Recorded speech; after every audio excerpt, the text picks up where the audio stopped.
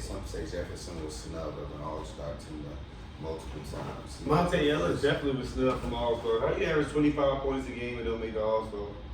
That's just like Bradley Beal averaged 30 and didn't make an All-NBA team. That's crazy. Yeah, he probably been acting, had a chip on his shoulder ever since. But I don't know. I feel like it's hard for me to determine. I feel like NBA niggas is more well versed to determine. Like some of these niggas, like how do you determine when a player is just a good player on a bad team and not like. So, because you know how some niggas be on bad teams, they be like, oh, we need to get this nigga some help. Like Zach LaVine, they look at him like he's just a good player on a bad team. Because one, niggas can't move him because of his contract, because this nigga making $50 million a year. But also niggas like he don't contribute to winning. He get his numbers, but.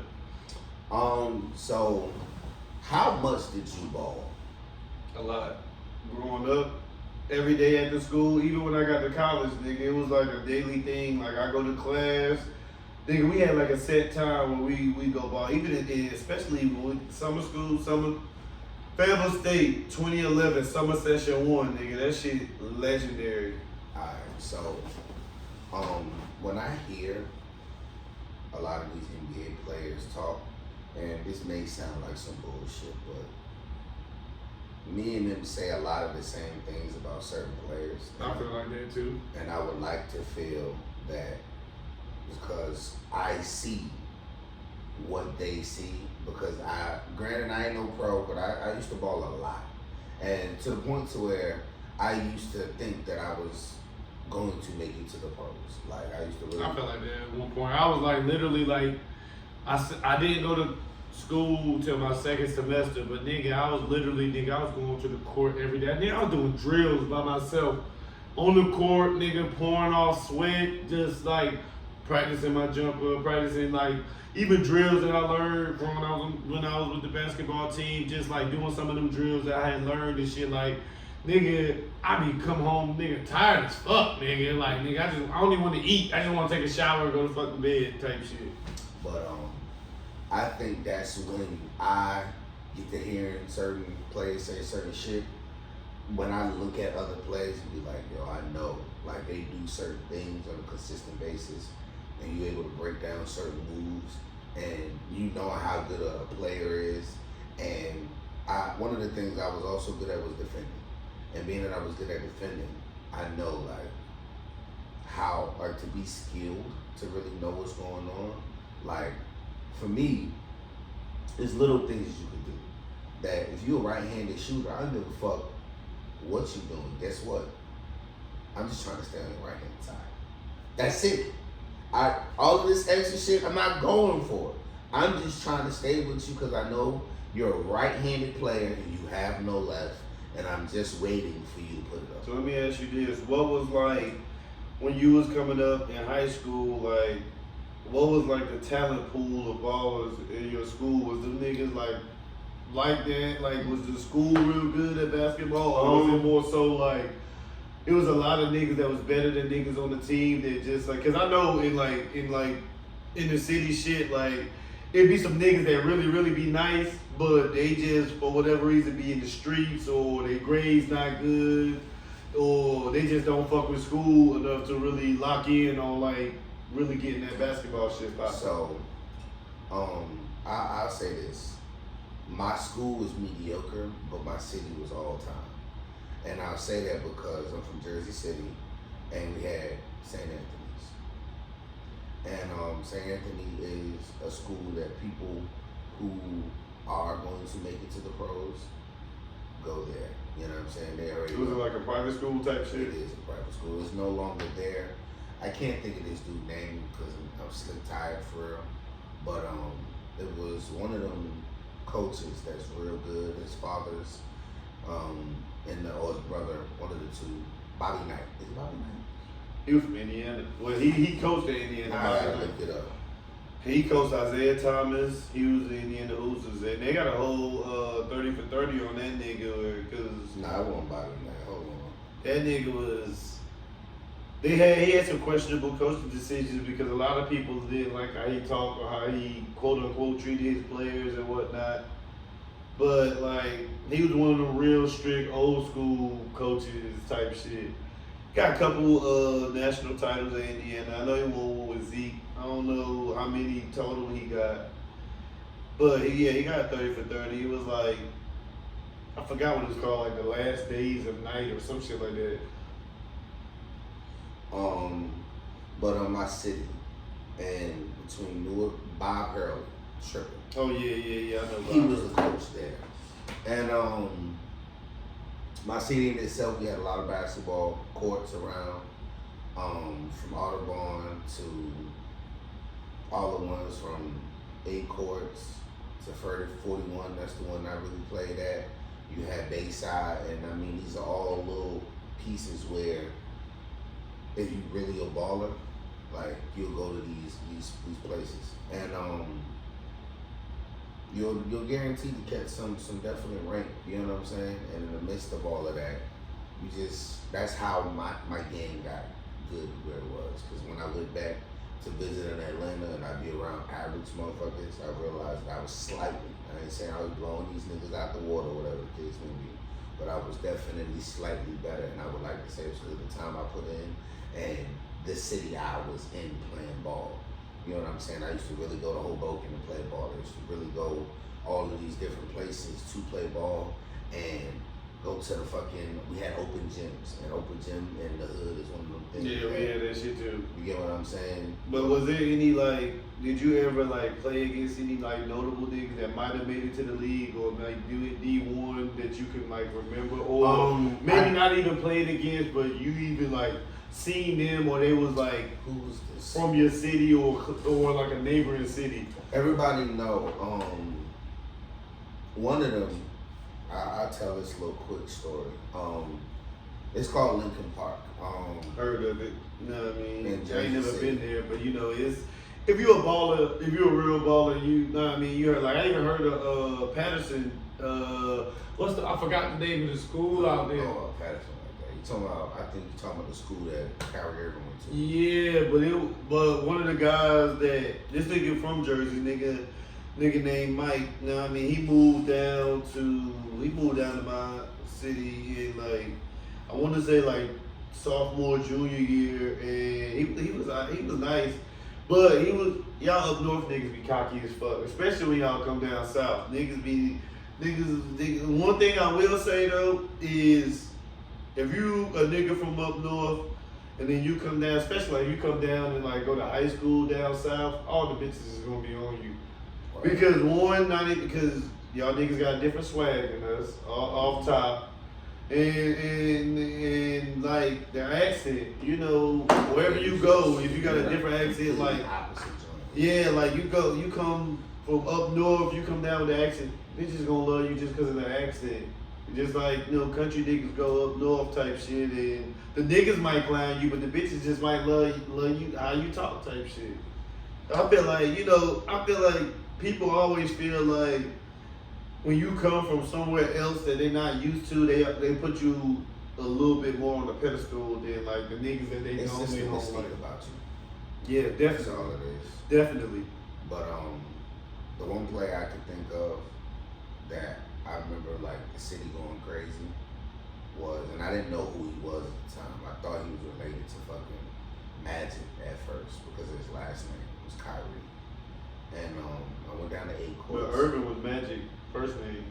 Yeah, but see, once again, I'm just like. And it's spelled completely different. I just heard Irvin when they was so. Irvin and Irving. Right. So I had went down this summertime, and my cousin had came to visit too. But my cousin was like better than me, well, striving to be better than me at the time. And he had height, and he had way more promise and future than my black ass did. And he knew about Kyrie Irving before I did. And I heard a bunch of other motherfuckers also talking about him, but when my cousin was saying shit about him, I was like, alright, whatever. I went down to 4 courts, and everybody was like, Kyrie Irving just came here, Kyrie Irving going to the NBA, going to the NBA, going to the NBA. And I'm like, who the fuck is this thing we are talking about? And he had came down to 4 courts and balled out. one of the notable players that's recently and is still in the NBA that played at St. Anthony's is Kyle Anderson. Oh yeah, I heard. Well, speaking of which, Karl Anthony Towns he just recently did an interview with Club Shay Shay, and it was before the whole like Knicks trade and whatnot. Cause Shannon Sharp was talking about that shit. He was like, yeah, I sat down with him recently. He was like, I ain't put it out yet, but they was like, oh, did you? And it's crazy because he was praising the Knicks in the interview too. But Kyle Anderson was definitely one of the niggas that he mentioned that was like, he put him in top 5 Jersey all-time players. He was like, out of people that he was like, he also said this, he was like, these are people that I've seen play, like that was nice. And he was like, that nigga Kyle Anderson never lost a game when he went to whatever school he was. I think in the last 2 years, he was like, that nigga ain't never lose a game. He said, I never seen that nigga lose. And I went and looked it up, and I was like, oh, this nigga was undefeated. He lost games in high school, but when he went to that last school, no, I think the last 2 years of school, I think he went to like some prep school or some shit like that. I think he graduated from St. Anthony's. But it was like, that nigga didn't lose them last 2 years type shit. He was one of the names that was going crazy. You know what I'm saying? Two of the names, cause we got Carolina got a lot of balls. Like 2 of the names that faced our school, Reggie Bullock. Okay. I know some niggas that was like went to school after me that played against him, and Brandon Ingram too. Cause both of them niggas is from Kinston, and Kinston ain't nothing but like an hour away from Clinton. Kinston got ballers, Jerry Stackhouse from out that way too. And it's crazy because when I got sent to South Carolina in 2022 to go work at Walmart, one of the young boys out there. He graduated from St. Anthony's, Kyle Anderson. So one of the young boys, so that's what you're talking about. Jalen was like, he was like 19 when he went out there, and then he was from Kinston. I'm one of the only people that heard from Kinston. He was like, how you know? I'm like, nigga, I'm from Clinton. He was like, oh, I know where Clinton is. I'm like, yeah, nigga, because Clinton and Kinston is like I said, like an hour away. And then we was talking, other people was talking basketball, and I was like, y'all niggas don't even know. Like, Kinston got some ballers. It was like, ooh, and I was like, and I started naming like Jerry Stackhouse, Reggie Bullock, Brandon Ingram. And he was like, oh, you know about, I'm like, nigga, I just told you, nigga, Clinton and Kinston is right there.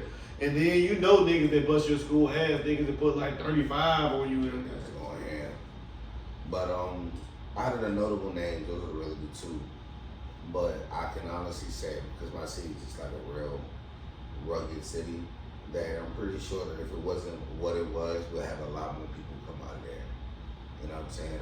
I've seen so many, and I'm pretty sure this is every hood across the nation, that I've seen some real astounding motherfuckers play ball. Niggas was mad because Charles Barkley came out and said one time that he was like, I don't believe that there was people that's better than some of the people in the NBA that didn't make it. And cause like C-Web and Shaq be like, nah, there was niggas that I grew up with, know what I mean, that was real ballers, that was better than me. But they, like he said, they was either in the streets or they parents didn't care enough about ball like yeah, and then some of them he was like come from single parent homes where their mom really couldn't like get them to or from like basketball practice like that. But he was like local legends type shit like.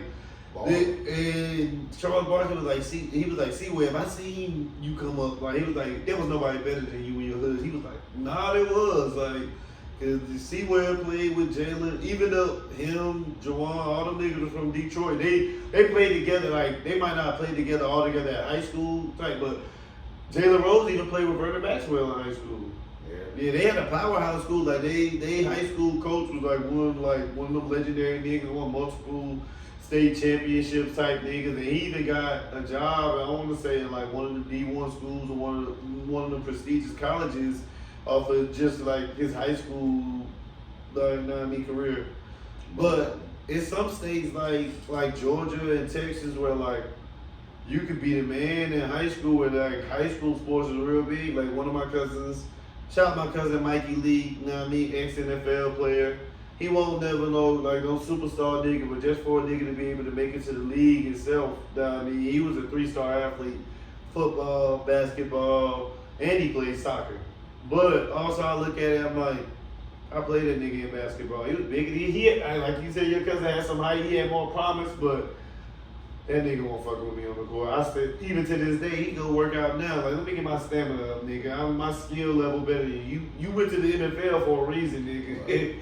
Some of that shit, like, I It really. be politics and a lot of that shit. Even at the school, even at the high school level, like at my school, bro, like niggas was trying out for the team, but it was really only, you got like 40, 50 people trying out really for like 3 spots. Cause they probably already had 10, 11 spots already guaranteed to certain niggas. They held tryouts, you know what I mean, because they had to, but it was really like I said, it was really like 30, 40 niggas really competing for like 3 spots type shit. Niggas was mad. I remember my 10th grade tryout. I missed the first day because the niggas was like, oh, if you ain't had your physical, you couldn't come to trials. While niggas was in the first day of trials, I was at the doctor's office getting my physical. So I showed up the next day. Nah, you just draw my memory. That was one of my issues with the niggas. What, like not having your physical? Yeah. Like I got my physical and my cousin Nate, you know what I mean, we played. He was mad. He was like, bro, you could have came. He like, but some of them niggas. I'm like, nigga, I wanted my ducks in the row. And the crazy shit was, it was only 2-day trials before they did the first cut. I missed the first day, and then the second day, niggas, I ain't even gonna lie. This is one of the reasons why Gilbert Arenas is one of my favorite players too, because everybody picked their number and shit. Everybody had their white tees. I didn't even know you was supposed to bring a white tee. Nigga, I'm out that bitch in a tank top. Nigga was like, you gonna be number 0. Niggas put a fucking big ass 0 on my wife beater and shit. And the whole time while niggas was doing drills and shit, I had to run laps the whole time. Like, you missed the first day, you not even gonna do drills with us. You just Alright, Cruz.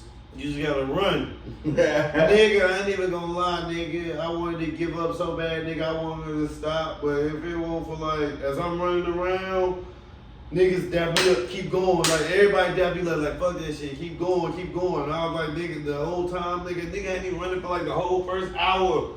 Nigga, and I ain't never stopped running the whole time. I did some light jogs now. That was really twisted. But like, and then he seen that shit like, oh, this nigga, you know what I mean? You And could then, have left. nigga, what? And then when only thing I got to do was scrimmage, nigga. Crazy shit is, I'll never forget, nigga. I did 2 scrimmages games, nigga. I didn't miss a shot. Only took 5 shots. 2 shots in one game, 3 shots in the other. Yeah, and I was like you, bro. It was like, I'm one of them niggas that I'll do whatever it takes for us to try to win. Like, if I know if my shot not on, nigga, if I'm not providing offense for the team, nigga, I'm trying to lock my nigga up. You not scoring, nigga. I'm trying to get steals, trying to get rebounds. Nigga, even if I ain't getting a steal or a block, nigga, I'm trying to contest the shot. Well, that's now, because, nigga, my stamina ain't there. I know my skill ain't there. But one thing I know I still can do is read players. And I know I can still play ball. I'm pass the ball. You know what I'm saying? Funny shit. One of the young boys, nigga, challenged me to the game. Little nigga, 16 years old. He was like, they were talking about basketball and whatnot. Nigga, you better hit the gym, nigga. Because that's he not even like that. That 16-year-old nigga still He got got a that 16-year-old engine, nigga. He do, but I'm gonna say this. That's why I told him, he might have the stamina on me, but I said, nigga, I got the Nigga, skill. you old enough to be his daddy. I'm gonna need you to put some respect on I ain't putting no respect on that nigga name, cause I'm gonna need you dead, to, nigga. hey, I hear you. But nigga, we ball. This nigga, I ball, feel what nigga. you're saying, but And nigga, I'm size a nigga. all like it take a nigga is with speed to kick our ass. I've been a nigga with speed. Let me get my stamina up. That's all I said. But this nigga was like, I wasn't even talking like this nigga was talking about all the other niggas, like, oh, wax them niggas. Then that nigga looked at me. He was like, oh, Rashad, you fool too. Oh, nigga, I'm like, nigga, stop it, nigga. I've been playing ball since before you was born, nigga. Fuck out of say here. shit like that, bro. Yeah, nigga. LeBron been in the league 22 years, still waxing niggas, nigga. We not LeBron. Nigga, the last time we touched the ball was when? Like 3 months ago. I did, nigga. That motherfucker sit right the fuck over there, bro. Ain't been touched. We fuck around here and dribble in here a little bit. That's it, nigga. Don't let that nigga be outside. He come on, man. He ain't playing consistently neither. Alright. But the early NBA predictions. I really like the new additions. I like DeJounte. I like DeJounte going to the Pelicans. What's their ceiling? What's your ceiling for them? What's the farthest you think the Pelicans can go in this roster? If they mesh well, I think they can win. I don't think I that. think they can win Win what? the NBA championship. If they match up, they can win. I don't. But- Have you seen the West? And the reason why I say that is because they also deep. How? They not They past bench their is starting deep. lineup. I like my boy Jose Alvarado. They bench is deep. They got Hubert Jones. Herb He Jones. I nice. fuck with Herb. There's a couple other people. I don't know their names, but I know they got. I Like, pick Memphis over them.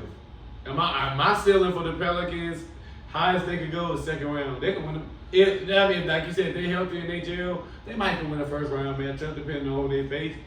But I got high hopes for OKC if I'm being all the way honest. who they had? Alex Caruso and Isaiah Hartenstein. That's decent. And to a team that like they didn't lose nobody other than Josh Giddey, and I felt like Where he go? to Chicago. He was in the Caruso trade. For them to add Caruso and Hartenstein, they can have Hartenstein play the 5 and move Chet to the 4. And then you still got Jalen Williams and SGA and Lou Dort and Isaiah Joe. Man, they scary. They one win away from winning the West last year. I don't get me wrong, man. They definitely on the list as well. But I definitely put them above the Pelicans the though. reason why I do, because think about this, right?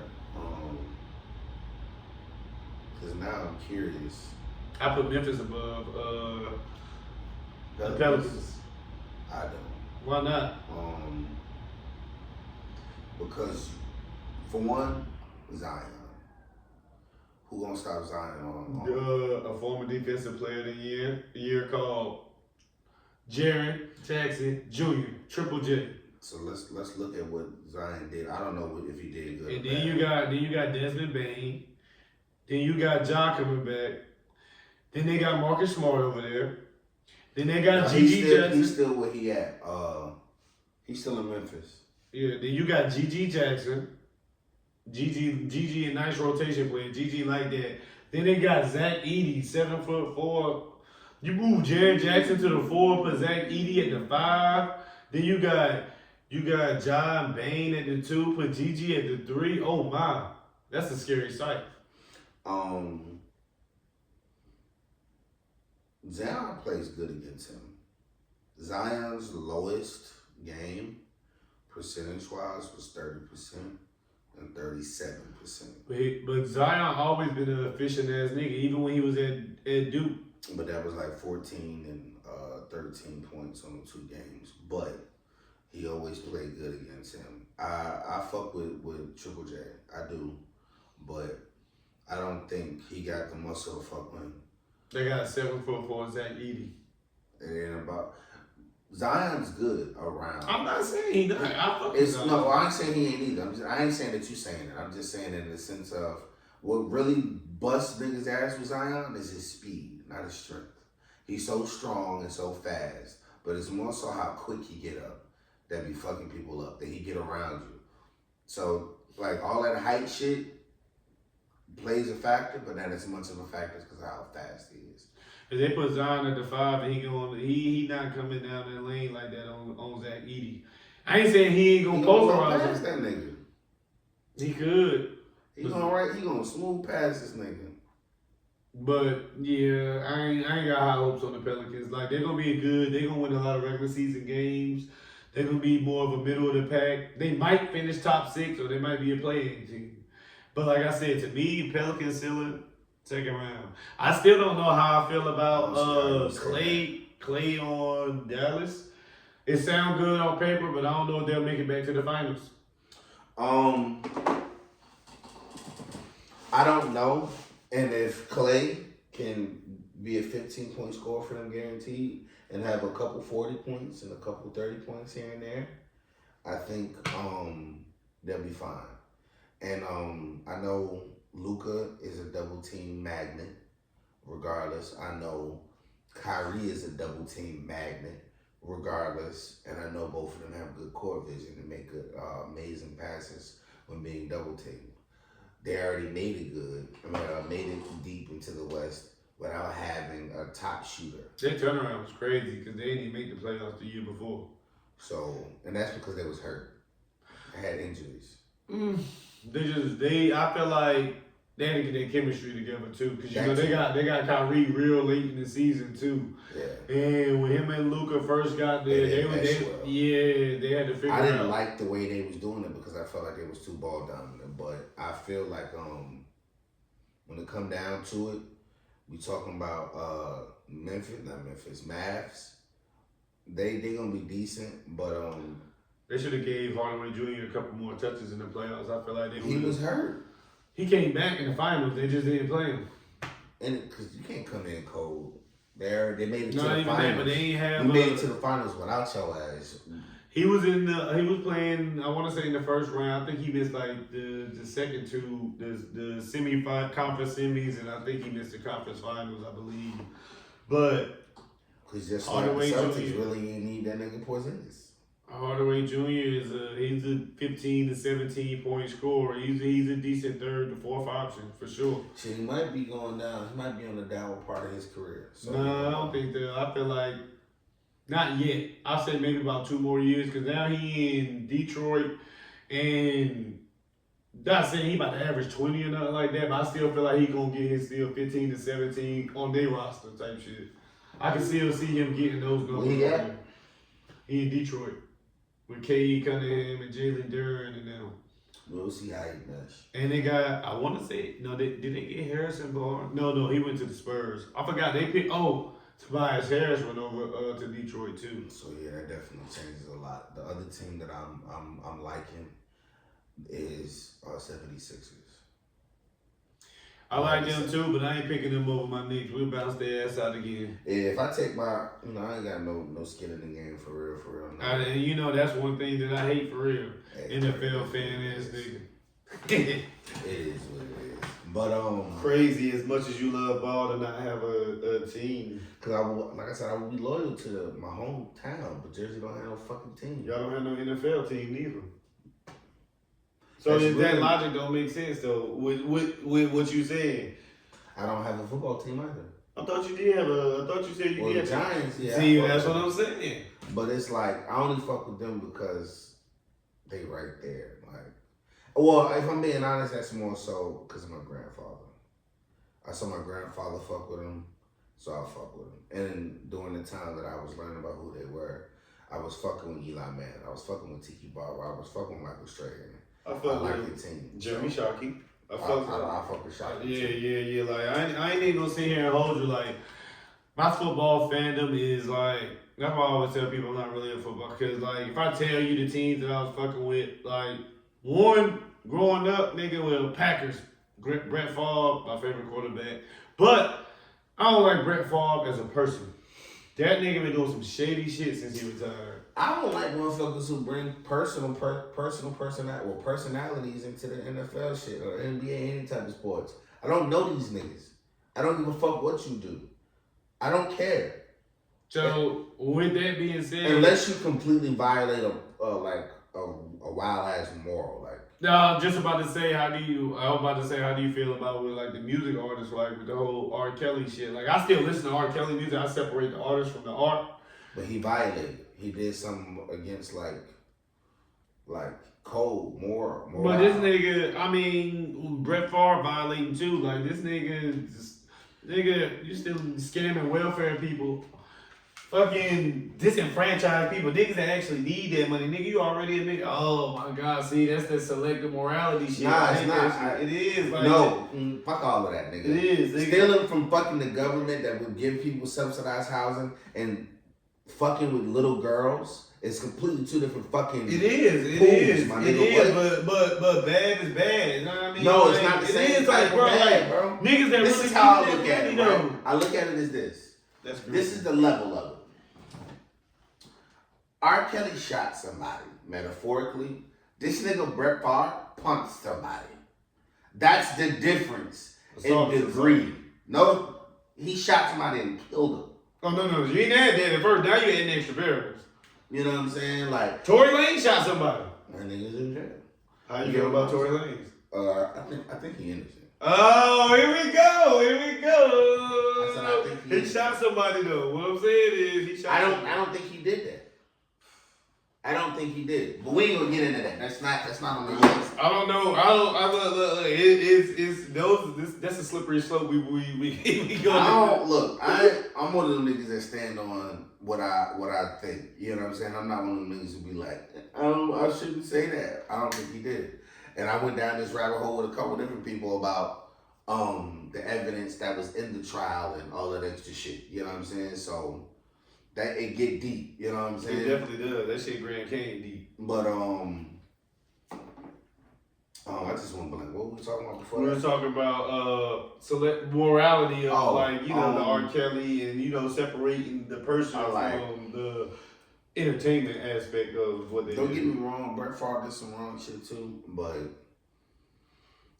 how you feel about Big Ben? Big Ben Roethlisberger. The rape?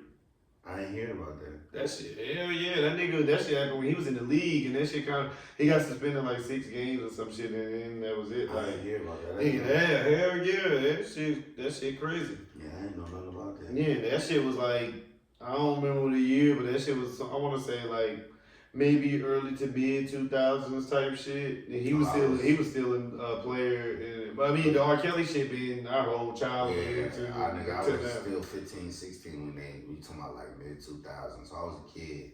Yeah, but so like, I think Big Ben got found guilty of it, but it was more like slap on the wrist type shit. Man, so how you feel about him knowing that he got found guilty? For the protection, man. That's a fact. That is a fact, but that don't make it right. So that's still not answering my question. I didn't know about it. If I don't know. So knowing that now, like, would that change your opinion on him? He's a shitty ass person. He's still a great ass motherfucking player, but you still a shitty ass person. That don't take away from shit that you did on that field. Nah, it don't. That's what like motherfuckers put LeBron on a certain pedestal because he has somewhat of a picture perfect life. You know what I'm saying? He been with his missus since high school. He got kids. They're doing great in life. Ain't been involved in like no cheating scandals, no drugs. So motherfuckers add a certain pedestal to his allure, more so than we're gonna say that Michael Jordan, because he been all gambling. A lot of people say it's a little controversial conspiracy theory, and I don't know if it's really proven or not, but about him owing somebody money, and that's why his dad ended up passing. So all this extra stuff, and then on top of that, when you talk about him being a likable person, a lot of people just genuinely don't like him, but they respect him. So when you add all of that to it, subconsciously, that shit, if you're not aware of it, subconsciously, it definitely adds to your decision on who you like. But I'm aware of it. I don't give a fuck who these people are off the court. They rich and they not helping me with shit. So I'm gonna stick to what I know about them playing. You get what I'm saying? That's why. You know what I'm saying? Because these niggas live lives, and I'm pretty sure. And I feel like me and you also have like this thing where it's like, I feel like people put too much stock in celebrities, put a lot of them on a pedestal. I feel like all of us are human. We've all down. Granted, me and you ain't done no fucked up shit too, like where we mistreating women or raping women or no shit like that, but everybody has some type of skeleton in their closet where and we all done did some fucked up shit at some point. Some people shit just not publicly known type shit. But I just feel like I'm not surprised that when niggas in power get found out that they been doing some fucked up shit, because niggas like that not used to hearing no. And then when they hear no, they be like, oh, you know what? I got the power to fucking blackball or mistreat you and get away with it, because, oh, you don't want to fuck me? That's cool. You still gonna fuck me, and I'm gonna make you sign an NDA type shit, or maybe type of. I add this, what a lot of motherfuckers don't add into the equation is that if you would have gave me as intelligent, as calculated as I can be, if you'd have gave me $20 million at 19, I might have wild the fuck out too. You get what I'm saying? Ain't no might have. I definitely would have did some shit that I might have had to pay some people to cover the fuck up. You know what I'm saying? I ain't saying I would have violated no human being in no sense like that, but I definitely would have did some things that might have tainted my character at 20 because I'm fucking 20. That's why I have felt this like, money and I'm gonna fuck it up one way or another. I'm glad you said that because that makes me. Did you hear about they making a Chris Brown documentary on ID channel about his whole like abuse, his history of abuse with women? They're supposed to have like. If he don't approve that shit, that's a lawsuit. That's the thing. That's what they were talking about on the Breakfast Club, like how these niggas is able to like like make these documentaries and shit without people's consent. But it's like I feel like a lot of people still condemning Chris Brown for the Rihanna shit. Now don't get me wrong, yeah, that shit was wrong and all that. But it's like, bro, the nigga was a teenager and like niggas make mistakes. Like, and the thing is, hella niggas done beat on their girl and whatnot and she ain't never go to the police and whatnot and y'all they stuck with it'd be a lot of regular niggas that do foul shit like this, but they not as well known as these celebrities, so it's just like that. A lot of that shit niggas just don't be like broadcasting this shit, but a lot of people done some fucked up shit, but we don't, I ain't gonna say we don't care, but society don't care because niggas is nobodies. That's a fact. My mother was in a relationship that kind of like, he was a fucked up human being, you know what I'm saying? And this nigga ain't go to jail for that. Now granted, she didn't call the cops on his ass. That nigga is still walking the streets. And believe me, that nigga definitely could have did some time for the shit I've seen him do to my mother. You know what I'm saying? So if you was to run into this individual, would it be smoke? I would want it to, but life kicking his ass enough.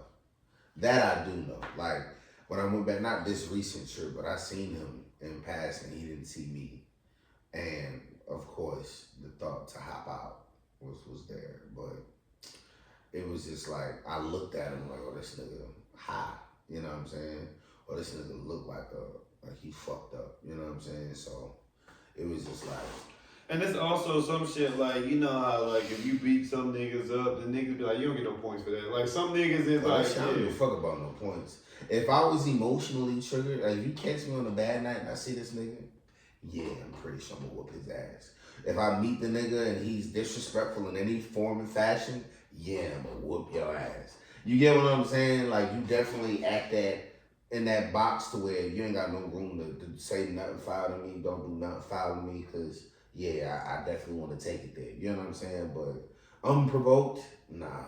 You know what I'm saying? I'm not. And granted, this going on 20 years ago. You get what I'm saying? So it is what it is. I ain't even gonna lie. It's some shit that like I used to condemn my dad about when I was young, and then I mean, like I get older, cause I'm like, as a little kid, you don't really understand certain situations until you get in that situation. When you get older, because I remember I used to be mad when I found out that my dad was dealing with my mom and my stepmom at the same time. Like, yo, I'm like, that shit don't bother y'all. Like, I'm like, my sister, like, me and you a year apart, and my other sister 4 years older than me, and my mom lost a kid, but that kid would have been the same age as one of my other sisters, and he was like back and forth. Even now, when I'm like, yo, this nigga should come down and visit, and I'm like, okay. You married, but you coming down, you still, I know you and my mom's fucking. She'll never close her room. Now all of a sudden you hear the room doors fucking closed, and then like I say, I ain't walk in on them having sex. I walked in, this nigga hopped up, he ass naked type shit. You already know what went down type shit. But until then I became a teenager, and then I was like, damn, I had 2 girlfriends at one time, and it was like, I see how my dad can have like 2 women, be juggling 2 women, or you just don't want it done to your mom. Yeah, that's what it be like, you know, and especially as a son, you know what I mean? Like, nigga, I don't care, you 12 years old, nigga, you think you can beat anybody's ass over your mom type shit, nigga. The passion you got behind it, yeah, it definitely make you feel that way. But yeah, like I tell everybody that anybody that feels some type of way about their relative, parents in particular, let me say it that way, that they're people before their parents. They had a life before. And they doing their best with what they can. You know what I'm saying? Because if they can get every movement right, every judgment right, if they can say everything right to you and groom you in the perfect way possible, they fucking would. You know what I'm saying? So, that's me speaking now as an adult.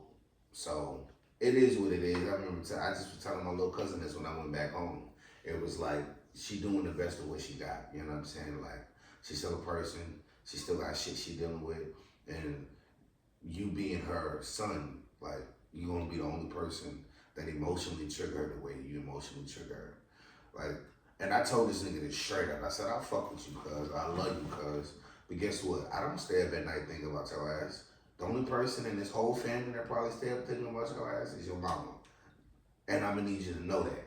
Not even your grandma will be thinking about your ass when she go to sleep. So I'm pretty sure you might be a thought, but you on your mama mind heavy.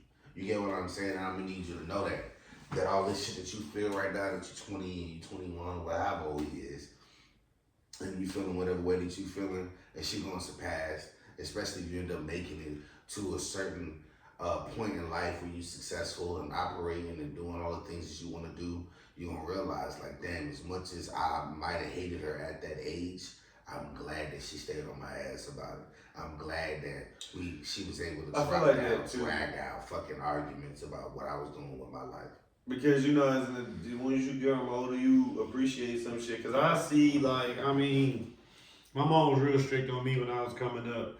And I used to get mad and jealous at my friends, some of the level of freedom that they had at young ages and shit. And then, you know, as they got older and you see how they turned out, like, oh, this nigga burnt out already. You know what I mean? He making bad decisions and, like, because his mom was never real strict on me. He never really had that authority figure that was really keeping them on the right path and stopping them from doing dumb shit. Right. So now you adult, you never had nobody stop you from doing dumb shit.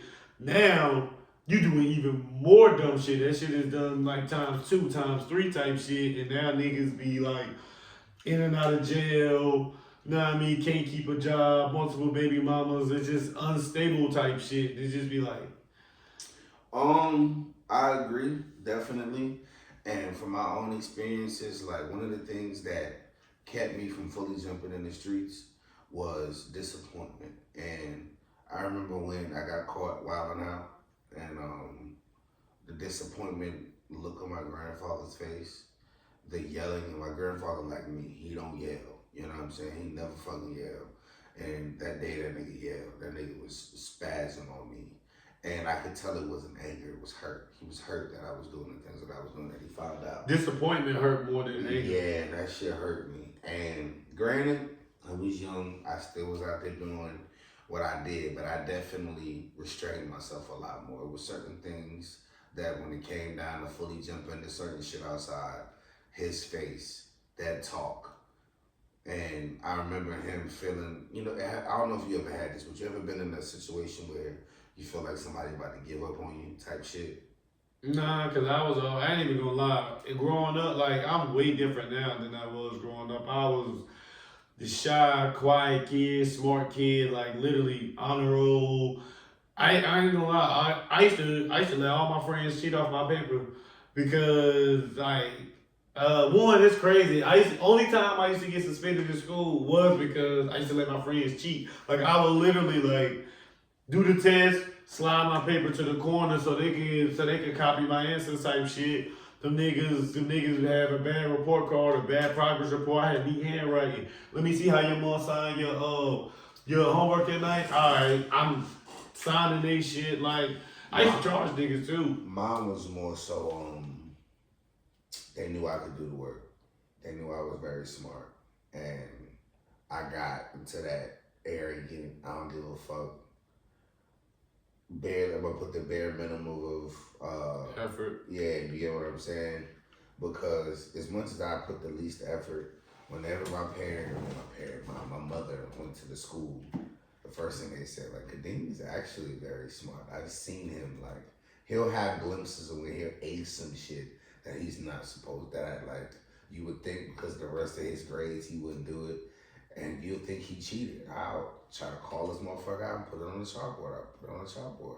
Like, you trying to play me? And that's when I would get, this was the arrogance. It was like, Deem. So This question right here, you figured it out on your own? Can you show class? I don't want to, because you probably didn't do it. You know what? There's some assholes teachers that. You know, no, but I was a sarcastic ass kid. So I was the type of person that you could probably say that to and be like, I didn't feel no type of way. I was the nigga that I called one of my teachers RuPaul. Oh shit. You get what I'm saying? Like, I was that disruptive. I was disruptive in class. I used to joke all the time. Like, you know what I'm saying? And the crazy shit is, it was like the J. Cole song, Tale of Two Cities, like me growing up, like middle school, high school, I was like I said, I was the quiet, smart kid. I ain't gonna say I was the most popular, but I was definitely popular. Mostly because like my family was well known, and they was like, and I was always somebody's little cousin. You Keystone little cousin. You Lionel little cousin. You Mike little cousin. I was always somebody's little cousin. Everybody knew me because of my family. Right. So then after all them niggas left and I got like my junior year, I started making my own name. I was still known as like the nerd nigga in school, but like I was entertaining. But then when I got to college, then I started being more outgoing, being more like, I started getting more well known in my own name, yeah. But then it was like, only the niggas that I had class with knew that I was smart. And then it was like, I felt tried because I was like, when niggas see me, like, oh bro, like, you really smart. That shit used to piss me off. I'm like, damn. Like, I'm known for being a smart nigga. Now I'm known for being like the cool nigga that everybody know that, you know what I mean? And they were just like, nah, I want niggas to know that I'm still smart too. Like, when I got to college, it was like surprising. Even my best friend, me and this nigga used to compete to try to see who would get the best grades. And I used to get mad because this nigga had good, like, straight A's. I have, like, A's and B. I have, like, a B or two sprinkled in that bitch. This nigga, no, nigga, all A's, nigga. Yeah, like. He even graduated college cum laude. I don't know if it was a summa cum laude. I don't know, because you know it's different levels. It's cum laude and summa cum laude, and it's different levels. He was one of them cum laude ass niggas with the extra chords and shit. Even in high school, he graduated with honors. Then he got to college. What are you doing now? Then he do the computer. He's a computer guy. Know what I mean? He's successful, 6 figures a year type nigga. And it's just like, and then when we got to college, it was so crazy because niggas didn't know he was a smart nigga neither, because he get to college, he smoked weed, he rap, he got dreads, he looked like a hood nigga. You can't be cool and smart. A lot of motherfuckers didn't. But when niggas used to be like, niggas used to come to me like, bro, this nigga Reels, they be like, bro, this nigga Mills is really smart. I be like, I knew this shit. I like, duh, nigga. And then they be like, damn, nigga, you smart as fuck too. I be like, I know that shit too. Like, I've been smart my whole life. Like, and it was just surprising to niggas on campus, especially because they was just judging the book by a cover. Especially when he first got to college, this nigga was on scholarship. This nigga stayed in the honors hall. And niggas found out where he thought, damn, nigga, you stay in Hackley, nigga? You smart for real? Like, yeah, nigga, I'm here on scholarship, nigga. Like, niggas didn't even know that. See, and that's what it be like, that for me, I had like some house shit going on to where now like I'm aware of psychology and certain shit that affected me and why I acted out.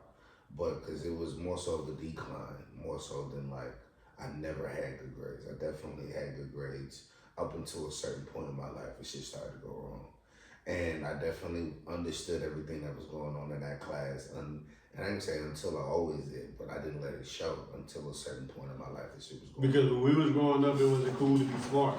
I wasn't worried about that. I always was a charismatic motherfucker because I could play ball. I could play instruments. So those two things kind of like, I stood out amongst the most. Because normally motherfuckers, if you play ball, you like, I ain't letting nobody know that I could play instruments. You know what I'm saying?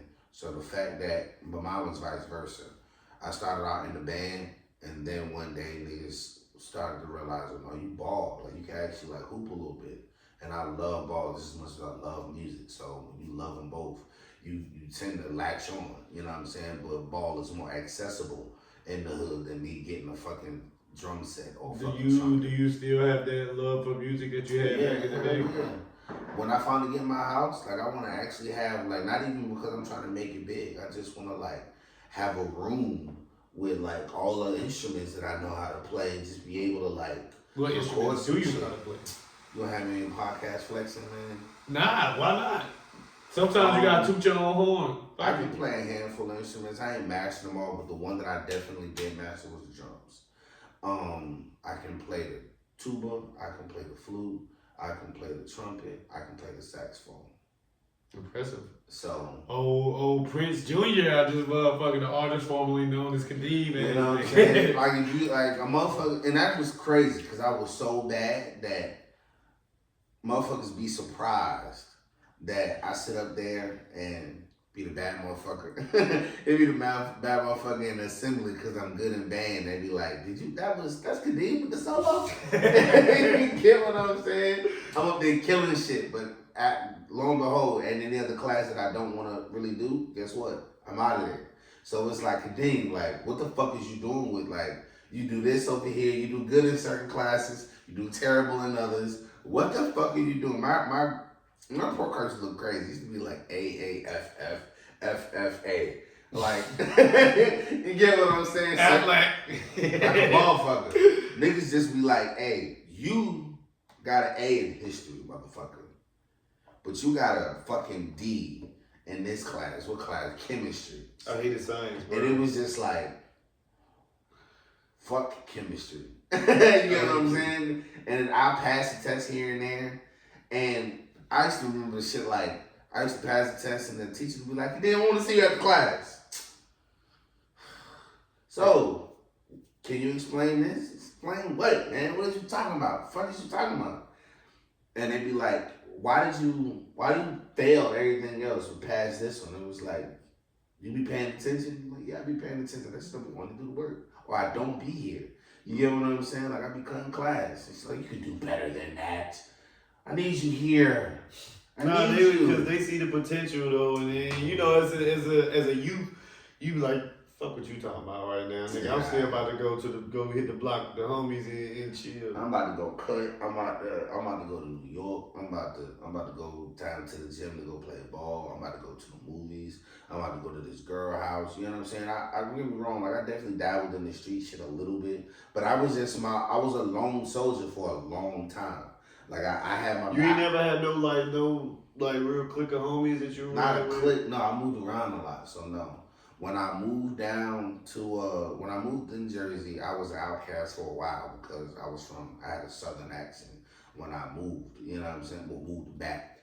And that automatically put me in the jam and in both, because I moved right after that. So my first day in 7th grade, I took somebody, girl, got into a fight. Bothered me, or they was bothered by that shit. And she was the baddest girl in 7th grade. So that automatically pissed niggas off. So cool. I felt like I learned my lesson. I go to another school, and in that class, I picked a pretty girl. Next thing you know, her boyfriend fucking Jason wanted to follow me home after school because he like, hey. I ain't have no game. I ain't had no game either. It was just like, I ain't really start like really actually attract. I had a whole bunch of girls I wanted to talk to that I could never get until like I ain't really start getting girls till like my junior year, high school, junior year, senior year. It was just like I started feeling like the man a little bit. Then when I got to college, it was just like I ain't even gonna lie. That's when I really found. That's when I really got the gift of gab as far as like talking to women. It was more so like trial and error type shit. Some shit worked on some girls, some shit didn't. And my thing was I was just more so trying to get my name out there in my face because the first semester I skipped the first semester of college. I came in the spring semester, so I ain't get to do open house orientation, and when niggas moved in, they was meeting everybody. You came in when niggas already settled. Everybody knew everybody, and like I was being my roommate. He did the same thing. He moved in the spring semester, and this nigga, me and him, was like this. We went everywhere together. We started meeting niggas till like the last month of school. So then it's crazy. We come back in the fall. Then my best friend, he come that fall to the school.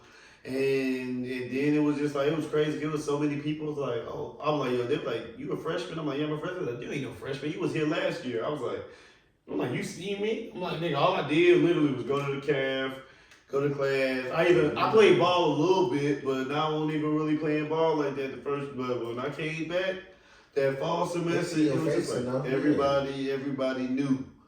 And it was crazy because I met all the freshmen that came in through my best friend because he did open house and I met all the niggas that was in his dorm and whatnot and we was kicking it with them. And it's crazy because he literally stayed on the complete opposite side of campus.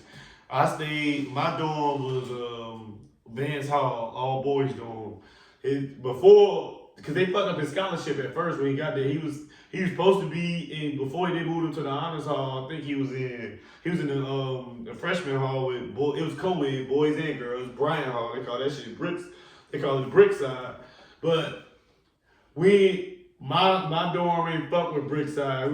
But niggas was mad because me and my roommate, we was hanging with the Brickside niggas. Cause I'm like, nigga, we got friends over there. It's just like a whole game. They do, right? That's what I'm saying. It was like niggas like, yo, I fuck with them Brickside niggas. I fuck with them Brickside niggas. And then it's crazy because we met some of the girls that was over there because like I said, his shit was co-ed. And it was so crazy because freshman year, we over there chopping it up with the Brickside niggas, trying to parlay with the Brickside girls and whatnot. And then right next to his dorm was an all girls dorm. So his shit was co-ed, then there was all boys dorm, and it was all girls dorm. Our side, my dorm, all boys. Right across from ours is all girls, and right next to mine was a co-ed shit. So his shit was like the same thing too.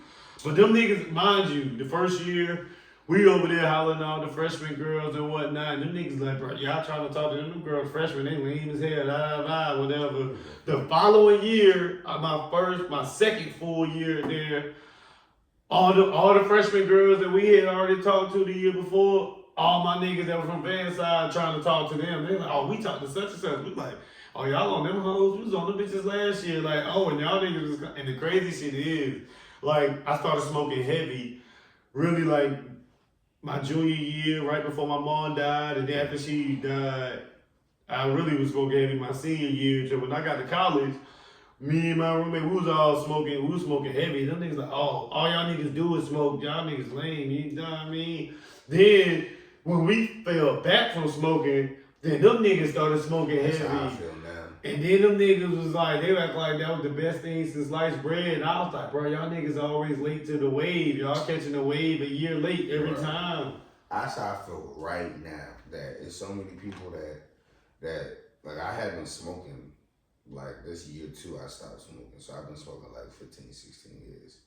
And nigga, now so many grown folks smoking. And granted, like in Jersey, it's legal now. So that may be what the whole issue was beforehand, that it wasn't legal and they didn't want to break the law. Maybe.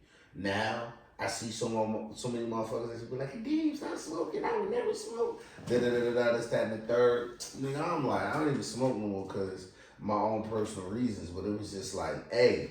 Now y'all on the wave. And we told y'all niggas this shit was cool a year ago. And granted, kids don't do drugs. But it's certain things just that everybody got their own timing. You know what I'm saying? Everybody got their own little walk in life, their little journey that they gonna take or whatever the case may be. But it is what it is. Niggas gonna do what they want when they want to. And I guess my influence wasn't strong enough. That's cool. Nah, some people just really like, sometimes it don't be you, sometimes it be the messenger. Sometimes like you like granted, like you say kids don't do drugs are bad, okay, that's what they say on South Park.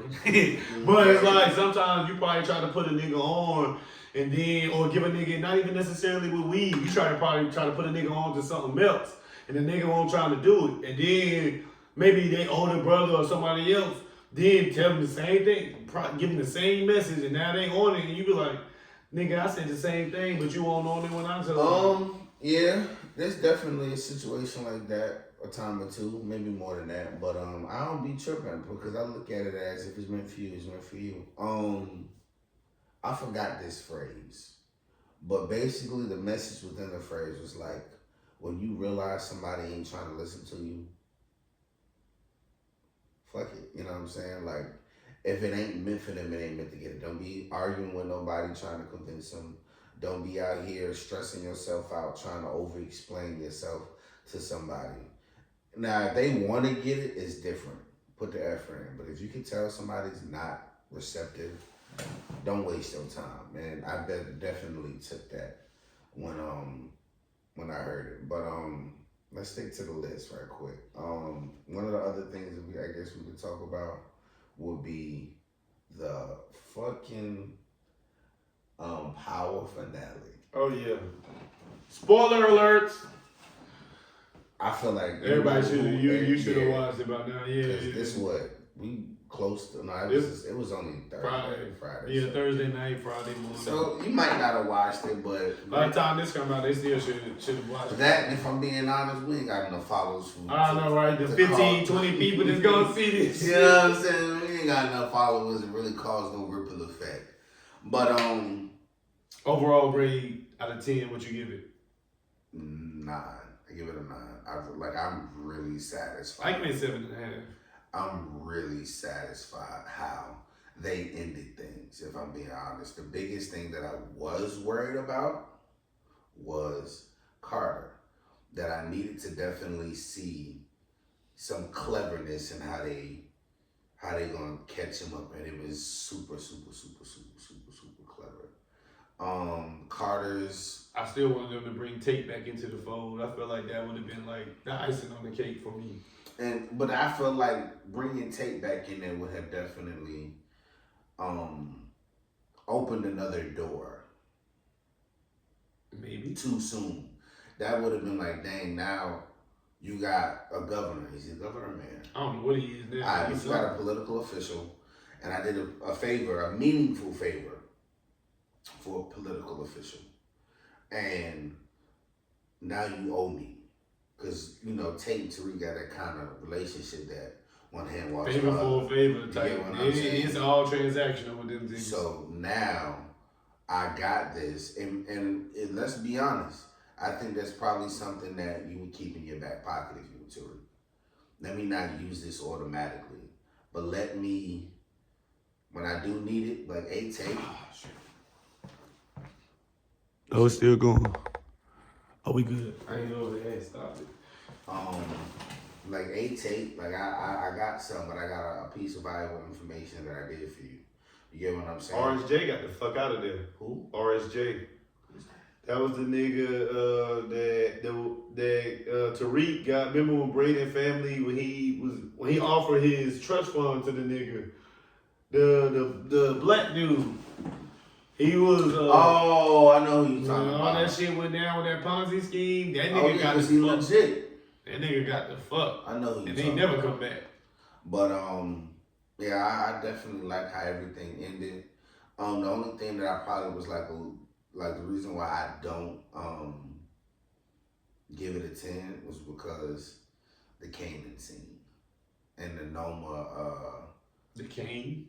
Yeah, what the fuck am I talking about? You said Kane. I did. Yeah, I'm like 50 was in that shit. Right. The Kane scene. Yeah, that's the reason why I don't like. I think Noma pulled a bitch ass card pulling up with the folks. That bothered me a little bit because the way she real egotistical and she the type to like, I'm not gonna let anybody talk to me that way. I'm not gonna let them get away with it. I'm gonna handle this myself. I'm never gonna call the cops. And this particular time you call the cops on them. I'm bothered by that. And then I wish they would have put a little bit more visual. Let me see how Kane did what he did. Like, why not let it seem like, he just shoot over cops. Like, he just like that with the strap. You get what I'm saying? I thought he was going to go out like Monet. I thought after he killed Noma. Me too. Noma, and I was like, you know what? He got his piece. You know what I mean? And he going to be good. Because he did say, I got to do this for Monet. He said that. You know what I'm saying? So I'm thinking, in reality, you about to creep up on him. And you just pull up with 4, 5, 6, 7, 8 cop cars. How the fuck he weasel his way behind Noma and get closer on him? He went out that door. But normally they cover all exits. That's right there. Apparently not. It's TV. So it's like you gotta your belief, you gotta take it away for a little bit because you gotta take. I think that they could have came up with something, whether it was. That's why I feel it was slightly rushed. They could have, even if it was when they clearing it, he's able to avoid, like he get close and they walk past him. Like, even with that, I'm not saying they got to be something super, Anya ain't have to clever. die. Huh? Anya ain't have to die. Yes, she did. No, she did. Yes, she did. No, she didn't. She did. Why? Why? ¿Por qué? For my Spanish folks. For me, I'm glad Diana did what she did because standing on business is standing on business. And I think I have a theory. It's a long shot theory because I don't know if she knew all the way. Maybe she did put two and two together. But maybe she killed Anya because she knew Tariq was fucking her. And you know what? I don't think that was that. Like, yeah, I mean, of course, Noma was partially the reason, but she do have feelings for the boy Tariq. yeah, but I don't think He the only nigga she fucked. I look at it as this. No, when she fucked that other nigga. Oh yeah, he took her virginity, and the other nigga did. But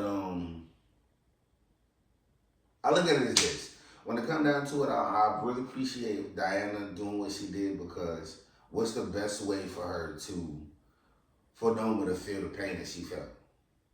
You killed my unborn child and my mother. Noma didn't kill her child though. Noma ain't had nothing to do with that. That was the Carter bit. Carter ain't even had nothing to do with that. She was a lone soldier on that one.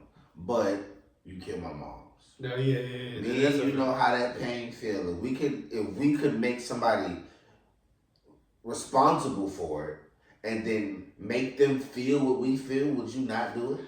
And I also thought that 2-Bit was gonna come back into the fold at some point when Tariq sold that car. I thought he was too, but I guess that was just like I got the car back type shit.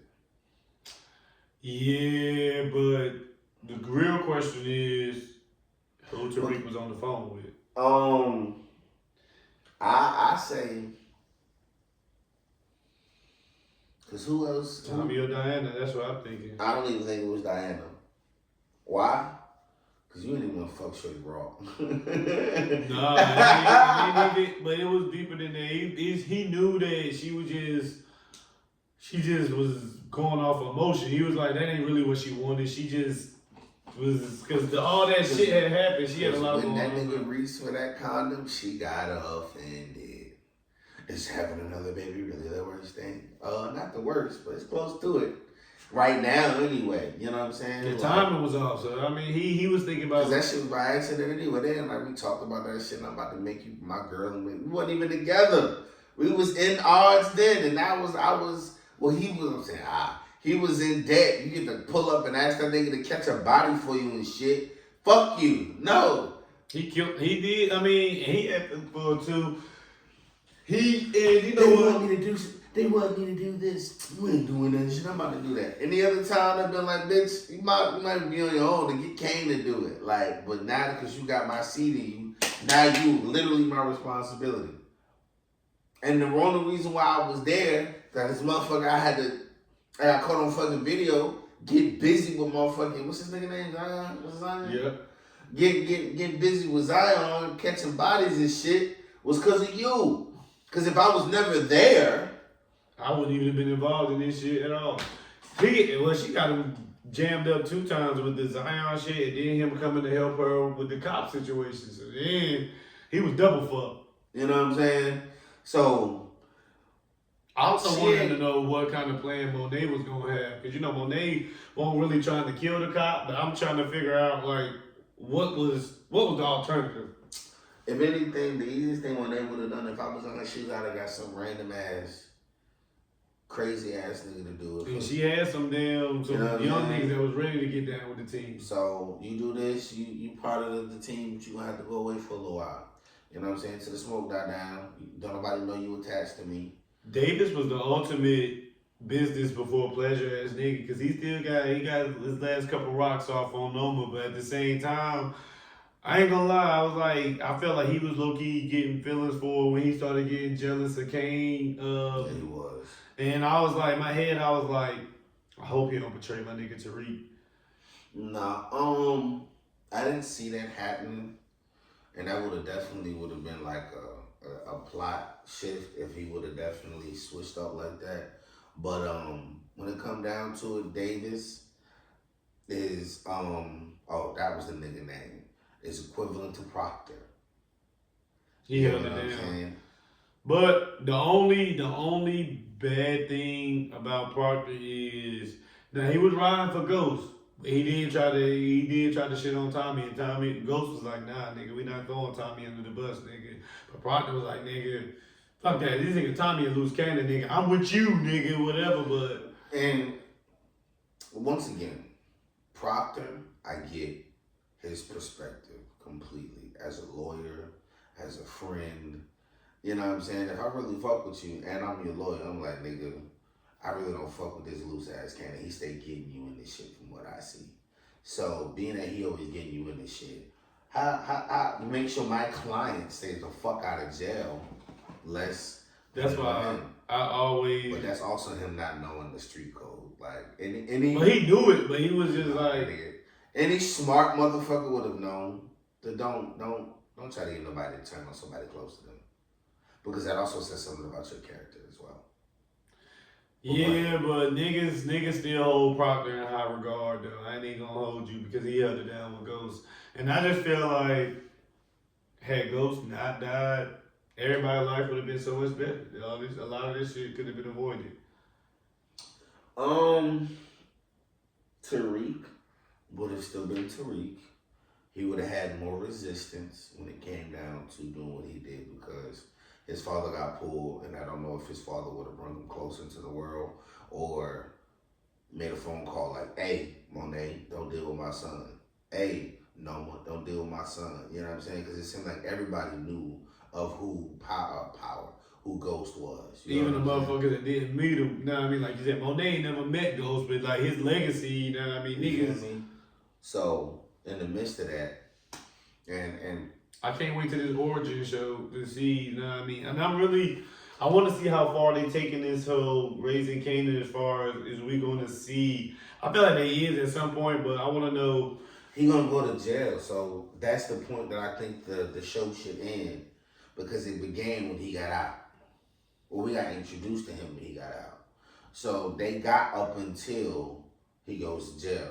I feel like Kanan gonna kill Famous, or he's gonna be a reason why Famous get killed. I don't think he gonna do that. Because, bro, I don't know, man. He was tweaking out in them last couple, that last season. And then it's crazy because, like, Famous ain't mentioned at all in, like Power, the original Power, know what I mean? So I'll say this, right? Going on that I know that this show sticks to a real, like, narrative of people that he may know, or personality types, I should say. Mm-hmm. One or two things could happen with Famous. He could accidentally get killed, or Kanan could kill him because they give him an ultimatum. Or he could get locked up too. Or he could get locked because, he was rapping about the damn murders and shit. But it ain't have nothing to do with him, though. It didn't, but then they pressed him about that shit. But he tweaking. They found a gun and everything. He did kill somebody though. Remember he killed old buddy. But they was trying to. I think they linked the murder to him though. I mean, to the gun at least. But the only way I see that happening is give somebody an ultimatum, or give Kanan an ultimatum about Famous, and like, hey, or he talked too much and be like, nigga, you jeopardized my shit. Otherwise, I just see them. You know what, nigga? Before I kill you, I'm getting the fuck on. I feel like we're gonna see Ghost in them in this season because girl's pregnant with Sean. So eventually we're gonna see, and it's gonna be interesting. I don't even think that's because we still got Neek. I think this season gonna be more so about Neek than that comeback was crazy, and I should have known he was. I had speculation that he wasn't dead because we seen him, but it was just like when they zoomed in. And I always tell people, like, especially when we watching shit, I be like, yo, we watching the show. I be like, when something happened and you don't really see nobody and they zoom in on certain things, I be like, that shit be meaning something. That shit be foreshadowing. We might not know what it means in that moment, But later on, we're gonna come back to that moment and realize, oh, no, they were setting us up for this part to happen. That nigga Ronnie is sad. That's his name, right? Nick Yes. Brother. That nigga is Ronnie. Ronnie. That nigga's a psychopath. Like, that's the two difference, or a big difference. But like, famous, Kano would never do that to famous. Like, they might fall, but the fact that you went up and Nick could tell that nigga, I thought this was just gonna be a brotherly fight. I wasn't trying to take your life. You know what I'm saying? In the midst of all of this, you killed you. Well, you damn near thought you killed your brother, and I was so satisfied at how that nigga died. Oh my God. Talking about how Ronnie died? Yes. I was so satisfied with how he died. So, like I said, we get back to the original topic. I love the way the show ended, if I'm being completely honest. I'm pretty sure they're going, I would really prefer a movie. I think I need him to do that. I think I need the Diana the Kingpin. I think I need Ghost, not Ghost. We're gonna get something. It might not even be a continuation of Power. He might wrap up all these shits and start a whole different type of universe. Cause you know he building a studio out there in New Orleans. I know that. Yeah, 50. Cause like you know, like Tyler Perry got his studio out there in Atlanta. The Tyler Perry Studios, 50 Cent building the same type of shit out there in New Orleans. I didn't know it was North Louisiana. It's Shreveport. Yeah. I did hear him talk about like scouting for places to build it. Yeah, he already started it because Hurricane Chris came out talking shit to him and everything like he ain't putting no New Orleans rappers on and no he ain't doing that for the city. Yeah, in my head I'm like, nigga, you lucky you beat that murder charge. Like, nah, I mean, like, that nigga 50 said something like, "Hey, babe, you mad?" He said some stupid shit like that, like, bruh. If anything, 50 one of them niggas that. I gotta have if I was beefing with 50, I'm like, you know what, we just do a celebrity boxing match, win or lose, cause I ain't with the back and forth. I mean, I can be with the back and forth jokes, but nigga, this nigga 50 take it there. Because it's the worst. And the reason why it's the worst is because 50 will never get emotionally charged by this media shit. Why? Because he's been in real life situations. And there's nothing more soothing. Like, and this is probably like where it can go so left, that you get around people who you know for a fact you're not gonna do anything to me, nothing to me. When I mean nothing. I can call you all out your name, and the worst you could do is try to fuck with my money. And guess what you can't do? Can't fuck up my money. You get what I'm saying? So he's so savvy, like he know what to say. That I mean, like, all right, even if you was to assume we get a little bit like he not doing those shit no more. He learned from that Rick Ross sex tape shit. You know what I mean? When he had the sex tape with Rick Ross baby mamas. I know what's going on. Yeah, like he filed bankruptcy, but we know 50 won't fucking broke. That shit was a business ploy. Like 50, like, all right, yeah, you get your little 10 mil, whatever, bitch. Guess what? I'm still popping now. I mean, and guess what? Don't nobody even know. I don't even know Rick Ross' baby mama's name. See, was that Tia Kemp bitch? I don't know. But I don't know. But I tell you this, right? 50 was never broke because I remember during that time, and maybe like a year or so afterwards, the niggas was spelling out broke with money. Like with bricks of cash. But here's the thing though, that shit, like, you know, me being a businessman, like I've been taking business classes since 6th grade. Like it's a whole bunch, it's levels to bankruptcy. It's a whole bunch of different types. Chapter what, 13? Chapter 11. There's all types of bankruptcies. And you know what I mean? Like you said, some of that shit be like, you know what? I'll file for bankruptcy and y'all will do some shit to move some money over to pay whatever I pay, but I still got my bread over here. Man, 50 been buying cars. Nigga, like, what you mean? He said he don't even care to be a billionaire. Cause he was like, well, I remember he was like, basically, he was like, everything I ever wanted in life, he said, all the cars I ever wanted, I done bought 5-10 times over. He was like, nah, I mean, it's not, he said, it's not nothing that I want that I don't have. Ain't So, no need to have all that money, bro. That's a fact. Ain't no need to have all that money. I guess we can wrap this up and saying that we need to get to, we want to get to 50 level money wise. Big fact. Not even just money wise, I want to get to 50 level, like as far as like with this whole media wise shit, like not necessarily just with the podcast shit, but 50 he got, if I'm mistaken, he got his own channel. Do a podcast, like just talk about certain shit.